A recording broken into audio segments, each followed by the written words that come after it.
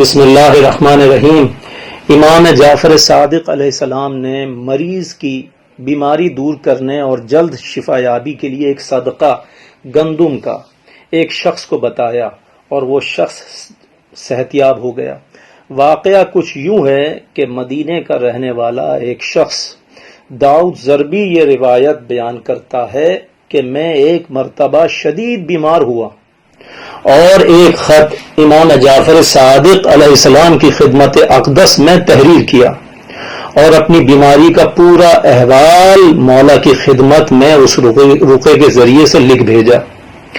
جواب میں صادق آل محمد نے مجھے لکھا کہ 3 سیر گندم خرید لو اور پشت کے بل لیٹ جاؤ اور گندم اپنے سینے پر ڈال دو، پھر کچھ دقیقے بعد یعنی کچھ منٹوں کے بعد اٹھ کر اس گندم کو جمع کر لو۔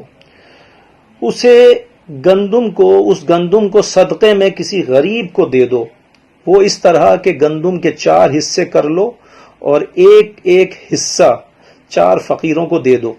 صدقہ دینے کے بعد یہ دعا پڑھ لو: بسم اللہ الرحمن الرحیم، اللہم انی اسألک بما اذا سألک بہ المستر کشفت ما بہ من ضر ومکنت لہ ما فی الارض وجعلتہ خلیفتک ان تصلی علی محمد وآل محمد وعلی اہل بیتہ وان تعافینی من علتی۔